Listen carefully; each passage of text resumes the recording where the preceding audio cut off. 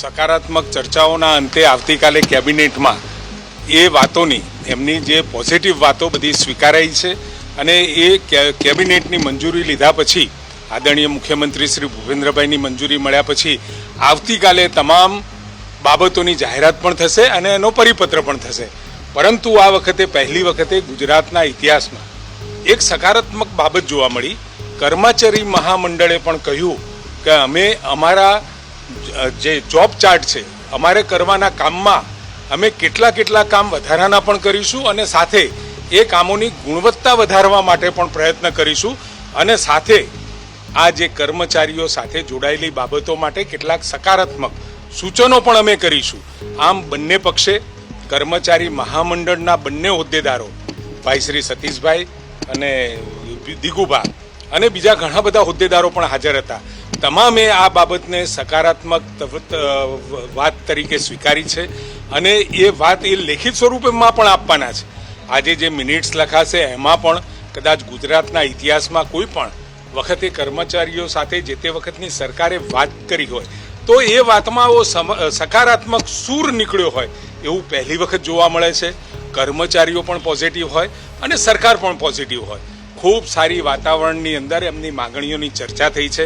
આવતીકાલે આદરણીય ભૂપેન્દ્રભાઈની અધ્યક્ષતામાં મળનારી કેબિનેટમાં આ બાબતની મંજૂરી લઈ અને જરૂરી વિગતે એનો પરિપત્ર જાહેર કરીશું. આવા પરિપત્રની જાહેરાત અગાઉ જીતુભાઈએ પણ કરી હતી કે 2005ના જે પેન્શન યોજના છે, 7મા પગાર બંધના લાભોનો પરિપત્ર અમે તરત કરી દઈશું. એને પણ 2-2.5 વર્ષ થવા આવ્યા, હજુ પરિપત્રો થયા જ નથી. 7મા પગાર પંચનો અને જે બીજી વાતો હતી એ દરેક બાબતની વિશદે છણાવટ પણ થઈ છે અને છણાવટ થયા પછી અત્યારે એ બાબતો સકારાત્મક પોઝિટિવ રીતે લઈ અને આવતીકાલે મેં જેમ કહ્યું એમ તમામ બાબતોની જાહેરાત થશે અને અમલ પણ થશે. ધન્યવાદ. તો ગુજરાત રાજ્ય સરકારના કર્મચારી મહામંડળની આ બેઠક મળી હતી અને સરકાર વચ્ચે થયેલી બેઠકની અંદર કેટલીક માંગ સરકારે સ્વીકારી છે. કર્મચારીઓની સાથે કર્મચારીઓ અને સરકાર બંને સકારાત્મક હોવાનું અત્યારે ઋષિકેશ પટેલે પણ જણાવ્યું છે. અને ગુજરાત રાજ્ય કર્મચારી મહામંડળ અને ગુજરાત રાજ્ય સંયુક્ત મોરચાની આ બેઠક મહત્વપૂર્ણ આજે જોવા મળી હતી કે જેની અંદર અનેક એવા મહત્વના નિર્ણયો લેવામાં આવ્યા છે. બિલકુલ દિગ્વિજયસિંહ અત્યારે કુશાગ્ર આપણી સાથે જોડાઈ ગયા છે. દિગ્વિજયસિંહ, આપનું સ્વાગત છે. સૌથી પહેલો મારો આપને સવાલ કે આજની જે આપની બેઠક હતી સરકાર સાથેની એની અંદર ઓપીએસના મુદ્દે કોઈ ચર્ચા થઈ છે?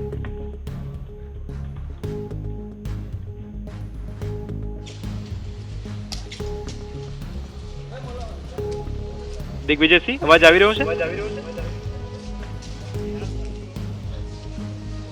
ચાલો છેલ્લા ચાલો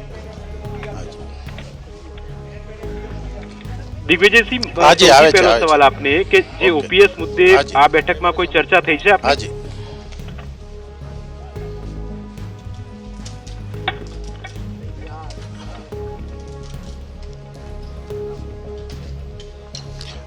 ખાસ કરીને 2005 પહેલાના કર્મચારીઓ જે સરકાર સાથે સમાધાન થયેલા છે આ મુદ્દાની ચર્ચા થઈ છે. જે ઓપીએસ છે એ કેન્દ્ર સરકારે જે જાહેરાત કરી છે એનો કેન્દ્ર દ્વારા જે ઠરાવ બહાર પાડવાનો બાકી છે એનો અભ્યાસ કરવાનો અને એ ઓપીએસ બાબતમાં યુપીએસ જે ઠરાવ કેન્દ્ર સરકાર જે 2005 પછીના જે કર્મચારી છે હાલ આ બાબતે ચર્ચા કરવામાં આવેલી નથી અને ભવિષ્યમાં જે કેન્દ્ર સરકારનો ઠરાવ બહાર પડે અને એ બાબતે અભ્યાસ કરી અને આગળની ચર્ચાઓ અને નિર્ણય કરવામાં આવશે. એટલે દિગ્વિજયસિંહ, આપને એવું કહેવું છે કે આ મુદ્દે કોઈ સરકાર સાથેની જે આજની બેઠક હતી એમાં કોઈ પણ પ્રકારની ચર્ચા થઈ નથી, સરકારે આ મુદ્દે કંઈ પણ વાત કરી નથી આપની સાથે? અમારા 10 પ્રશ્નો હતા 2005 પહેલાના જે કર્મચારીઓ લાગેલા છે. રાજ્યના 60,000 કર્મચારીઓનો મુદ્દો જે સરકારે 2022માં જે સ્વીકારેલી વાતો જે હતી એ ઠરાવ બહાર પાડવાનો હતો. એ મુખ્ય મુદ્દો હતો.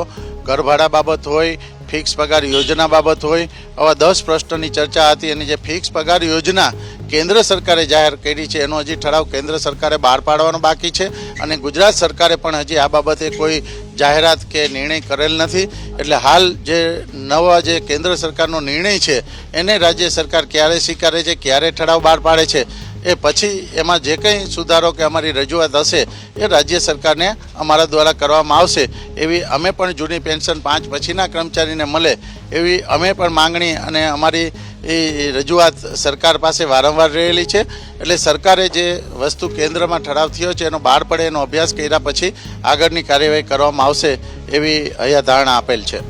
બિલકુલ 70,000 જેટલા શિક્ષકો છે દિગ્વિજયસિંહ, અને 70,000 શિક્ષકો અત્યારે ન્યૂઝ કેપિટલ પર આપના આ માધ્યમથી, અમારા માધ્યમથી એ જાણવા માંગે છે કે શું 70,000 શિક્ષકોની દિવાળી, એમની નવરાત્રી સુધરવાની છે કે નહીં? કારણ કે તમામ લોકો છેલ્લા કેટલાય સમયથી આપ પણ જોઈ રહ્યા છો અને આપ પણ એ આંદોલનના સાક્ષી રહ્યા છો.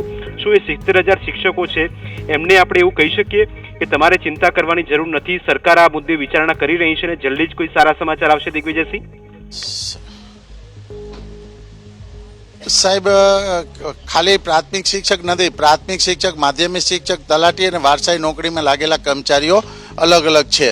એટલે આ રીતે 60,000 જેવા કર્મચારીઓ અલગ અલગ કેડરના આમાં કુલ કર્મચારીઓ છે. એટલે સમગ્ર બધા રાજ્યના જે કર્મચારીઓ છે 5 પહેલાના, એ માટે સરકારે સ્વીકારેલી વાત હતી ને સરકારે ઠરાવ જે કરવાનો બાકી હતો એ બાબતે સરકાર ખૂબ પોઝિટિવ ચર્ચાઓ થઈ છે, ખૂબ નિર્ણય લેવાનો છે. આવતીકાલે કેબિનેટમાં આની ચર્ચા કરી અને કેબિનેટ પછી જે સીએમ સાહેબ સાથે ચર્ચા થયા પછી પ્રેસ કરી અને આની જાહેરાત કે ઠરાવ બાબતની સ્પષ્ટતા માનીય ઋષિકેશભાઈએ અમારી સાથે કરી છે. અને આવતીકાલે કેબિનેટ પછી અમે પણ એવું ઈચ્છીએ કે ગુજરાતની અંદર જ્યારે દિવાળીનો માહોલ છે, નોરતાનો તહેવાર છે અને આ સારા દિવસોની અંદર આ કર્મચારીને ખુશી ભેટ મળે એ આવતીકાલે જાહેરાત થાય અને આવતીકાલે સરકાર દ્વારા એ નિર્ણય લેવાય એવી અમે રાજ્યના કર્મચારી મહામંડળ દ્વારા આજની બેઠકના અંતે એવું 100% સરકાર અને માનનીય મુખ્યમંત્રીશ્રીને 5 મંત્રીની કમિટી સાથે ચર્ચા કે આવતીકાલે અમારા પ્રશ્નનો કદાચ અંત હશે એવું 100% અમને ભરોસો અને વિશ્વાસ છે. બિલકુલ દિગ્વિજયસિંહ, એક સવાલ આપને કે જે આપ કહો છો કે આવતીકાલે અમારા પ્રશ્નોનો અંત હશે, એ પ્રશ્નોમાં ઓપીએસ આપ કહો છો કે ઓપીએસ મુદ્દે સરકાર સાથે કોઈ ચર્ચા વિચારણા થઈ નથી, તો આપ જે મુદ્દાની વાત કરી રહ્યા છો એ કયા મુદ્દો છે કે જેના લાગે આપને એવું લાગે કે આ મુદ્દે એક સુખદ સમાધાન અને એક સારા સમાચાર તમામ શિક્ષકોને મળે? ખાસ કરીને 2005 પહેલાનો જે પ્રશ્ન છે એ બાબતે ચર્ચાઓ ખૂબ કરવામાં આવી છે, અગાઉ પણ કરવામાં આવી છે. એ અમારો સૌથી મહત્ત્વનો પ્રશ્ન 2005 પહેલાંના સમાધાન થયેલા બાબતના ઠરાવનો હતો. અને બાકીના જે પ્રશ્ન અમારી કેશલેસ મેડિકલ હોય, ફિક્સ પગારની યોજના છે, અલગ અલગ અમારા જે પ્રશ્નોની ચર્ચાઓ કરવામાં આવી એમાં ઘણા બધા મોટા ભાગના પ્રશ્નોમાં સરકારે પોઝિટિવ નિર્ણય કર્યો છે. આવતીકાલે કેટલા પ્રશ્નો સીએમ સાથે ચર્ચા કરી નિર્ણય કરવામાં આવે.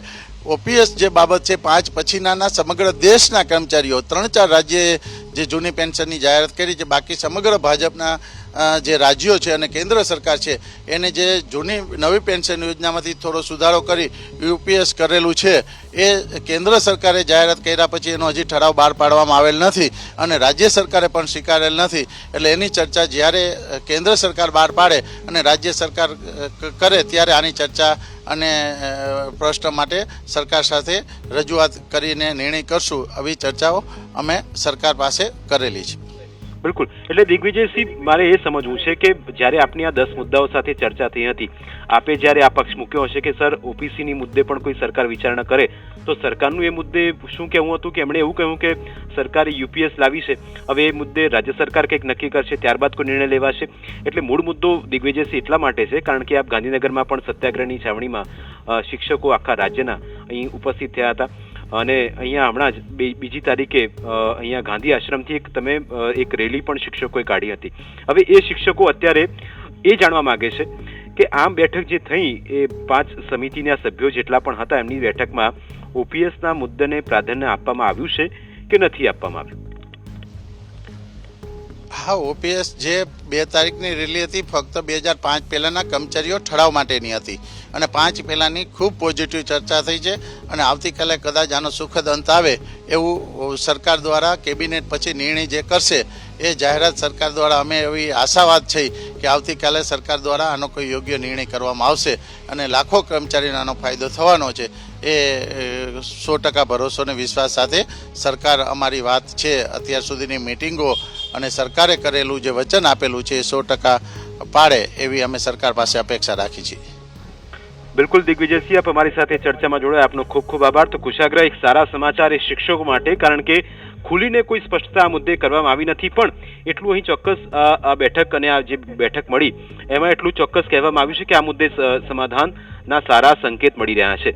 હવે આ કર્મચારીઓની દિવાળી સુધરે છે કે પછી એમને કંઈ બમ્પર બોનસ મળે છે કે કેવી રીતે આગળ તેમની આખી આ રણનીતિ સરકાર, કારણ કે તેમણે દિગ્વિજયસિંહે કહ્યું કે આવતીકાલે એટલે કે આવતીકાલે જે નિર્ણય લેવાશે એની અંદર આ મુદ્દાઓને ચર્ચવામાં આવ્યા છે અને સાથે એ પણ વાત સામે આવી રહી છે કે જો આમાં કોઈ સારા સમાચાર આવે તો ચોક્કસ એને શિક્ષકોને રાહત મળી શકે.